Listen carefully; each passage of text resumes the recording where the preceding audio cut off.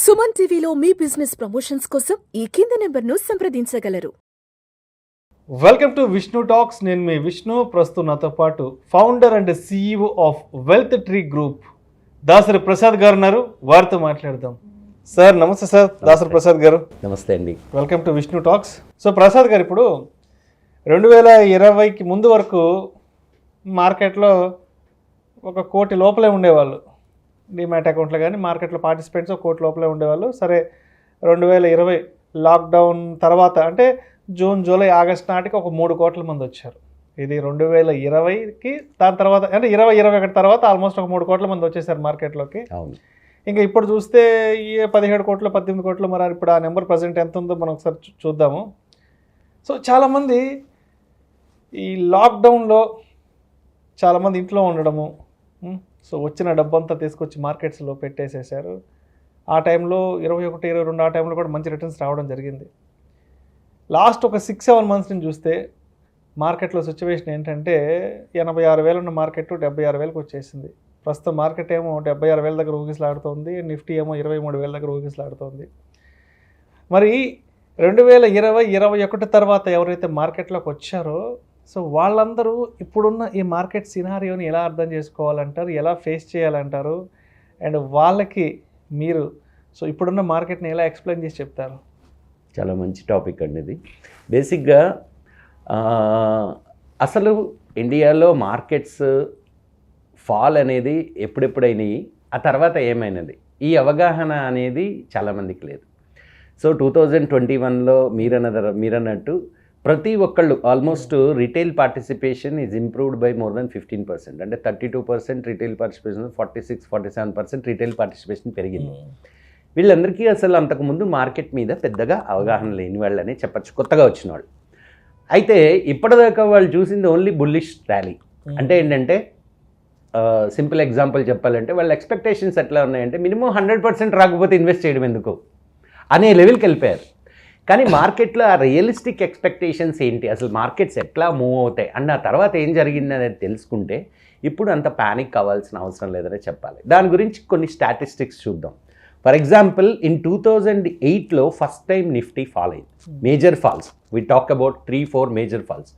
2008లో nifty fall అయినప్పుడు అది level 6,200 నుంచి 2,300 వరకు ఫాల్ అయింది. అండ్ ఎన్ని నెలలు ఫాల్ అయింది? 2008 జనవరి నుంచి 2008 డిసెంబర్ వరకు, అంటే 12 నెలలు ఫాల్ అయింది. కానీ ఆ తర్వాత ఏం జరిగింది మార్కెట్కి? అక్కడి నుంచి 2,300 నుంచి ఏది 2009 బిగినింగ్ నుంచి 2020 వరకు మార్కెట్ ర్యాలీ చేసింది. అంటే almost more than 10 years. And market ఎక్కడికి వెళ్ళింది? ఆల్మోస్ట్ 12,500కి వెళ్ళింది. ఎక్కడి నుంచి? 2,300. కానీ ఈ ఫాల్ ఏదైతే 6,400-300 లెవెల్ నుంచి 2,300కి వెళ్ళిందో అప్పుడు కూడా చాలామంది ప్యానిక్ అయ్యారు. అప్పుడు కూడా మార్కెట్ నుంచి చాలామంది వెళ్ళిపోయారు. స్టాక్ మార్కెట్లో లాస్లు వస్తాయని చాలామంది ఫీల్ అయ్యారు. ఇదంతా అయింది. కానీ ఆ తర్వాత ఆ 10 ఏళ్ళు మార్కెట్లో ఉన్న వాళ్ళ పరిస్థితి ఏంటి? So that is the first fall. Second fall చూస్తే మీకు తెలుసు 2020లో కోవిడ్ ఫాల్. సో ఈ కోవిడ్ ఫాల్లో ఏమైంది? That is a drastic fall, very sharp fall వచ్చింది.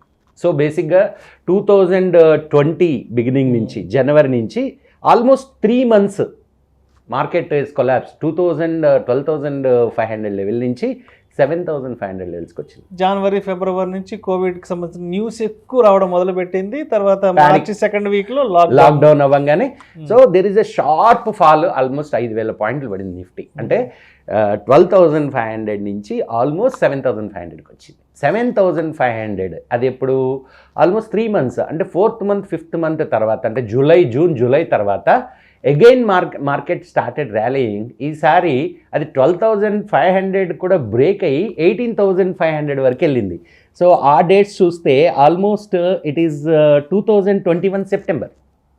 సో 2021 సెప్టెంబర్కి మార్కెట్ ఏంటి 7,500 నుంచి 18,500 అయింది. అంటే మళ్ళీ ఇంకొక 10,000 పాయింట్లు ర్యాలీ. ఇందాక నేను చెప్పిన 2009 నుంచి 2019కి 10,000 పాయింట్లు ర్యాలీ చేస్తే మళ్ళీ 2020 నుంచి కేవలం 1 yearలో ఆల్మోస్ట్ కేవలం వన్ ఇయర్ లోపలే ఆల్మోస్ట్ 10,000 పాయింట్స్ ర్యాలీ చేసింది. సరే, ఇంకొక ఫాల్ గురించి కూడా మాట్లాడుకుంటే తర్వాత జరిగింది రష్యన్ ఫాల్. రష్యన్ వార్ వచ్చినప్పుడు ఉక్రెయిన్ అది పెద్దగా ఫాల్ అని మనం చెప్పలేం, కానీ అది ఆల్మోస్ట్ 18,500 లెవెల్ నుంచి 15,000 లెవెల్స్కి వచ్చింది. అండ్ అక్కడి నుంచి మళ్ళీ స్టార్ట్ చేస్తే 15,000 నుంచి 26,400 వరకు వెళ్ళింది. ఇప్పుడు ఏమైంది, 26,400 నుంచి 23,000కి వచ్చింది. సో దీన్ని బట్టి ఇన్వెస్టర్లు అర్థం చేసుకోవాల్సింది ఏంటంటే, ఎప్పుడు యాక్చువల్గా స్టాక్ మార్కెట్లో డబ్బులు వచ్చినాయి జనాలకి 26,000లో కొన్నప్పుడు వచ్చినాయా, లేదా పీక్లో 18,000లో కొన్నప్పుడు వచ్చినాయా, లేదా అంతకుముందు పీక్లో 12,500లో కొన్నప్పుడు వచ్చినాయా? రాలేదు. ఎప్పుడైతే మార్కెట్ కరెక్ట్ అయిందో అప్పుడు కొన్న వాళ్ళకే ఆల్మోస్ట్ 300%, 400% రిటర్న్స్ కూడా వచ్చినాయి.